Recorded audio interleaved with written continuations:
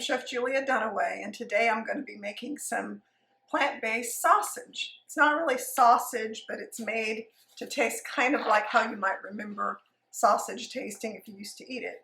But it's from my plant-based breakfast cookbook, and it's so popular. Every time I make any version of this, and I have all different kinds of ways I've made it over the years, people will always say, "Oh, how do you make that sausage?"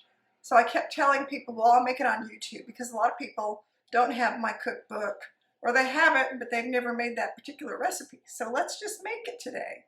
And it's very simple. So it starts with, I've got some water boiling here. It's not quite boiling, but a cup of water and a cup of vegetable stock, or vegetable broth, whatever you want to call it. This is homemade, but you can buy it from, any kind of package. You can buy a packaged version of it, whatever you like. I would just say, try to look for something that's lower sodium. And if you make your own, you can make it very low sodium if you want. So just don't need all that extra salt. And then we're going to add to that a couple of tablespoons, 1 tablespoon of maple syrup. That gives it kind of a little sweetness. You could use date syrup if you don't want to use maple syrup, either one. Just a touch of sweetness. And then it has 2 tablespoons of low sodium soy sauce. And for those of you who don't use soy sauce because you just don't like or can't tolerate soy, then you could use liquid aminos or some other substitute for soy sauce.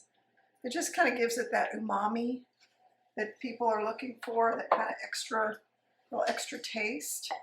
Okay, and then you have your option of putting liquid smoke or not. I like to put a half a teaspoon of liquid smoke in mine. Some people don't like liquid smoke at all. What I find is that people tend to use it too much. Like they think, oh, well, that's going to make it taste really good, but it's kind of artificial tasting to me. And I don't really love the taste of it if you can really taste it. Okay, so there's our liquid, and I'm going to try to get it a little bit hotter. It doesn't have to be boiling hot, but you want it to be pretty hot all the way through. Got a big bowl. And then, oh goodness, why does that happen when you're cooking? Something is in the air, it's pepper or something. Okay, I have these, they're quick rolled oats. I don't usually use the quick rolled oats, but for this recipe, they work really well. I usually use the whole rolled oats. So I have 2½ cups. I measured them out. And then I've got some brown rice, and I've measured out 3/4 of a cup of brown rice. It's already been cooked. Don't put raw brown rice in here. I'm going to mix these up a little bit to combine them. And then I'm going to add all the other ingredients to this bowl while my liquids are heating up. This is such a simple recipe. It's amazingly simple. And then we add some ground up walnuts. So I have a half a cup of walnuts that I put through the food processor until they were like a meal. It's kind of like a walnut meal. I've got, some ground flax seeds, 3 tablespoons. These are just your flax seeds that have been ground. I buy them in great big bags and use them in my smoothies. I've got 2 tablespoons of nutritional yeast, and I use this Sorry Foods nutritional yeast. It's not fortified, so it tends to not be as strong tasting, and I'm just going to kind of crumble this around because the rice is in some clumps and I don't want it to be clumpy anywhere, so I'm just kind of, with the powder in here, that allows me to get it all mixed together well. So I'll mix that together. I'm going to turn this liquid off because it's starting to come to a boil. It doesn't need to be that hot. Okay, now I have a whole assortment of spices. I've measured them all out because it would take a long time to measure all this out while you watch, and I have them in order. So I have, I'll just name them, 1.5 tablespoons of onion powder, 1.5 tablespoons of garlic powder, a teaspoon of paprika, a teaspoon of oregano, ½ teaspoon of black pepper, ½ teaspoon of ground sage, ½ teaspoon of fennel, it's ground fennel, ½ teaspoon of thyme, half teaspoon of cumin, half teaspoon of kosher salt. Salt is always an option, you don't have to use it.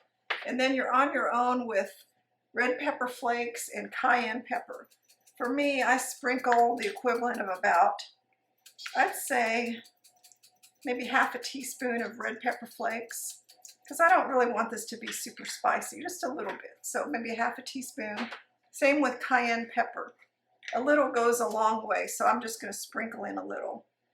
Cayenne pepper is one of those things that people always regret going overboard on, because they'll put a whole bunch in their recipe. The recipe will call for half a teaspoon or something, and they'll put the whole half a teaspoon in, and then when they get the final product, it'll be really bad, and they'll say, oh no, my recipe turned out bad, and they'll come back to find out that they didn't love the spice of the cayenne pepper. So I always put less. You can always go back and add more, like after we taste it. So then we're just mixing it up.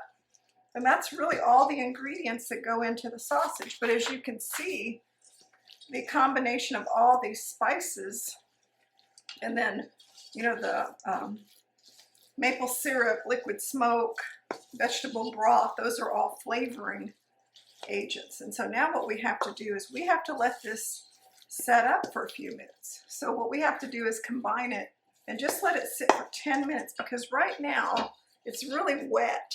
You can see it's just very sticky and wet, and it would be really hard to work with at this point, because what we're going to do after 10 minutes is we have to take it and we're going to scoop it out in little this is a 3 tablespoon scoop, and I'm going to scoop it out and turn it into patties, because that's the recipe. It's a sausage patty. So we're going to wait 10 minutes, come back, form them into patties, and bake them in the oven. So we'll be right back. Okay, plenty of time passed, and you can tell that it's gone from being very wet to very much kind of dried out and easy to manipulate. So I'm going to take it and create my patties. I've already got some done in the oven. They should be ready any minute, and then I can show you what they look like when they're finished. But here's the process for turning them into patties. I have a 3 tablespoon scoop. I just get some in here, make sure it's full. Then I put 3 across. And that's enough room, because we're going to press them down a little bit. So 3 across, leave a couple inches between each one so you have room to spread them out. And it usually takes me a couple of these large baking sheets to get them all out, because you don't want to crowd them, because you'll see in a minute when I press them down that they take up more space than what you think. All right, I'm going to scrape out my bowl. And then the rest of the process is pretty easy, because all we're going to do is bake them. All right, so I get the last of it in my scoop, and get that on the tray. So then the last step before we get them in the oven is we have to flatten them down. Oh, here's some coming out of the oven. Speaking of, so I'll show you in a minute. Let me finish this part, and then I'll show you the finished ones. So before we smash them down, it helps to wet your hands, because if you just put your bare hands on the sausage patties, they'll stick. So with every one, I just kind of lightly wet my fingers, and then I'm going to press them down till they're about 1/4 of an inch. You don't want them super thin, but you also don't want to leave them thick, because they just won't have the same texture that we're after. So I press each one down. It doesn't take that long. And this made a total of 12, 13, 14, 15, 16, 17, 20. It made 20.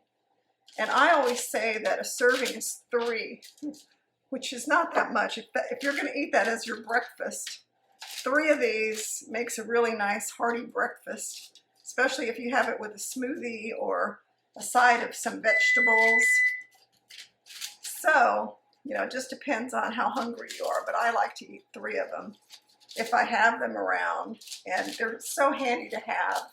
They freeze really well. You can freeze them and heat them up in the microwave. You can heat them for at 300 degrees in the air fryer for just a few minutes. You can heat them in the oven.